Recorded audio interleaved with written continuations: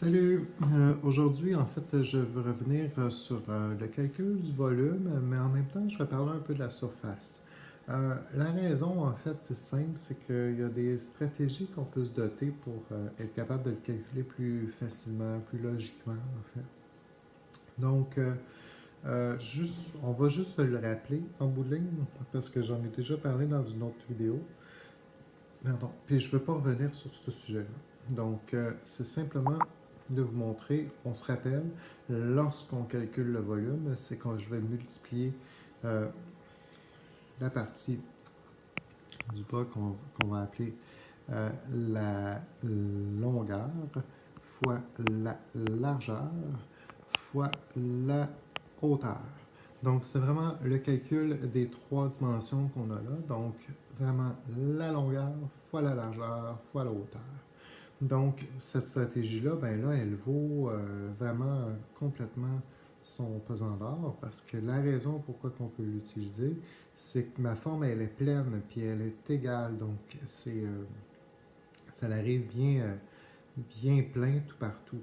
Ce que je veux dire, en fait, c'est qu'il ne manque pas de cube nulle part. Donc, c'est pour ça qu'on peut bien le calculer comme ça. Mais on va se servir de cette technique-là lorsqu'il va manquer quand même des portions. Donc, je vais vous donner deux exemples à ça. Donc, allons tout de suite voir ça. Je vais juste enlever la page, puis je vais aussi enlever ce que j'ai fait là comme barbeau en faisant ça comme ça. Voilà. Bon. Puis là, si on revient ici, que je vous présente ceci. Oh là là. Là, il y en a beaucoup qui manquent. Est-ce que ça serait préférable d'aller calculer les espaces au complet, puis ensuite enlever ce qui manque, ou ça serait préférable d'aller compter simplement le nombre de cubes que j'ai. Donc, les deux façons s'appliquent, ça dépend avec quoi tu es le plus à l'aise. Parce que j'aurais pu faire, parce que là, ici, ça arrive vraiment à un cube, là, on aurait l'équivalent de 4 de longueur, 4 de largeur, puis j'aurais aussi 4 en hauteur, si on regarde bien. Donc, automatiquement, ça veut dire que c'est un cube. J'aurais pu faire 4 fois 4 fois 4. Bon, je vais juste aller rechercher un tableau blanc, là, et on va travailler à partir de là. Donc, si je dis, ben, c'est 4 fois 4 fois 4, ben, ici, ça donne 16, 16 fois 4, on s'entend que ça donne 6 fois 4, 24. Ensuite, 1 fois 4, 4.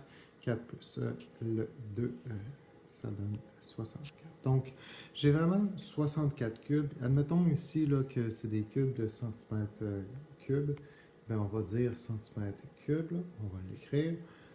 On va aller jusqu'au bout de notre exemple. Donc, ici, avec mon 64 centimètres cubes, je pourrais aller enlever les espaces que j'ai, surtout si je suis en mesure de tourner la fameuse forme. Parce que là, ici, là, moi, j'ai pas vraiment de preuve qu'en arrière, là, il n'y a pas des cubes d'enlever aussi. Qu'est-ce qu'il y aurait en arrière de la forme comme telle, ou est-ce que j'ai mis l'ovale qu'on a là? Je le sais pas. Fait que c'était comme un peu un piège. Admettons que c'est plein, dans notre exemple ici. Puis j'enlève tous les espaces que j'ai de vide. Donc, si j'observe, j'en ai un en dessous ici. Donc, j'en ai un vraiment. Voyons.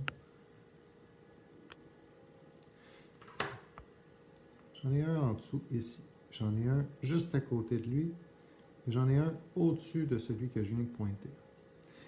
J'en ai un dans le trou là, puis j'en ai un ici. J'en ai un en haut, j'en ai un autre en haut. Puis j'en aurai un autre qui se situe juste un petit peu en avant de l'autre. Puis j'en ai un ici aussi, à côté. J'en aurai un encore là, un encore là. J'en ai deux là. Vous voyez où, là, complètement sur le dessus.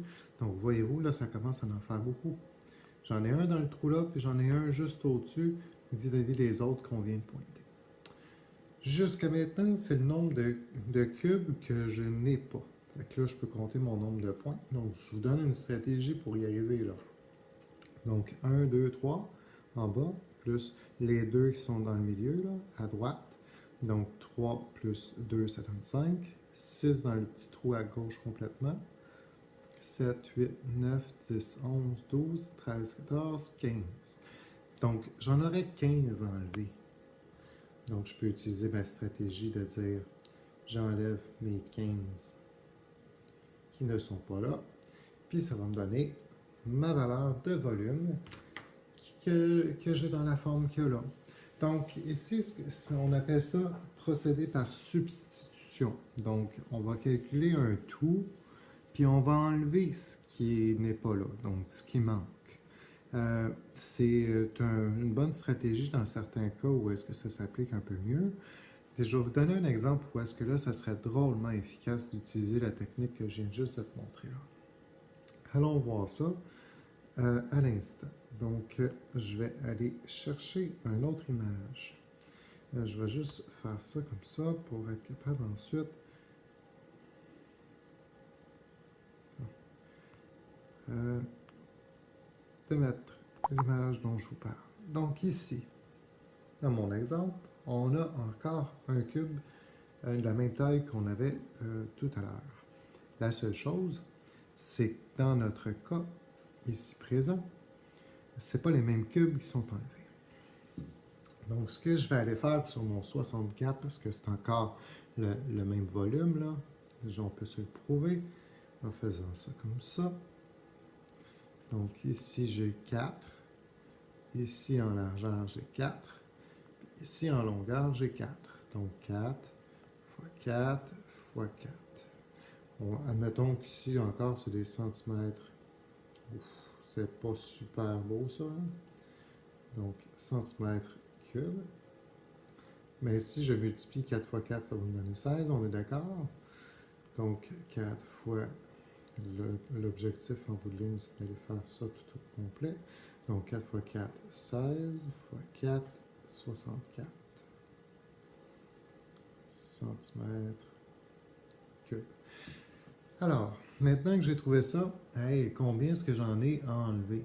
Ben, j'en ai 3, plus un autre rangé de 3, puis j'en ai 2 de profond. Donc, en bout de ligne, c'est 12, hein? Parce que j'ai 2 fois le 6. C'est la même chose, c'est le même genre de nombre que j'enlève, de quantité que j'enlève. Donc, 64 moins 12, ben là, à ce moment-là, c'est beaucoup plus rapide puis beaucoup plus efficace de le procéder comme ça. Sinon, aurait fallu aller les compter un par un, ou aller en compter une partie, aller compter l'autre partie, puis aller compter l'autre partie, puis toutes les assembler ensemble. Donc, c'est beaucoup plus rapide d'aller faire la substitution ici que d'utiliser une quelconque technique autre. Donc, c'est l'exemple que je voulais vous donner, parce que pour calculer le volume, pour calculer l'air, ça peut être drôlement pratique d'utiliser ces stratégies-là. Il me restait à avoir un élément, puis pour le faire, ben, j'ai pris une grille comme ça, puis admettons que si je calcule, j'ai un tableau de déjà préparé, je calcule une forme qui est presque de 8 cm par 8 cm. Mais ce que je vais aller calculer en bout de ligne, c'est comme si c'était plein. Donc, la partie qu'on n'a pas, qui est la partie qui est juste là, donc cette partie-là, là, en mauve, donc je ne l'ai pas actuellement, puis je veux quand même aller la calculer pour l'instant, puis je vais enlever le petit nombre de cubes que j'ai, de carrés ici, que j'ai, qui ne sont pas là. Donc, je fais mon 8 x 8. Donc, ça se fait quand même assez rapidement. On le sait, ça donne 64. Puis là, ici, j'ai dit que c'était des centimètres carrés. Bon, une fois que j'ai trouvé ça, je vais aller enlever les fameux 5 petits carrés que j'ai. Puis je vais obtenir ma valeur de surface que j'ai sélectionnée, donc en orange. Donc, dans notre cas ici présent, ça me donne 59 cm². Donc, c'est la technique qu'on va utiliser. C'est encore là la substitution. Puis lorsque des formes un peu incongrues, c'est la manière qu'on va utiliser qui va être la plus rapide et la plus efficace. Oups, c'est pas ça du tout que je voulais faire. Je voulais juste enlever la forme. Donc, ça met fin à cette vidéo-là de stratégie au sujet de la substitution lorsqu'on calcule la surface, lorsqu'on calcule le volume. Je vous laisse là-dessus, puis on se retrouve dans une prochaine vidéo qui va être, je crois, les priorités d'opération. C'est la prochaine que je vais mettre en ligne. Donc, à bientôt!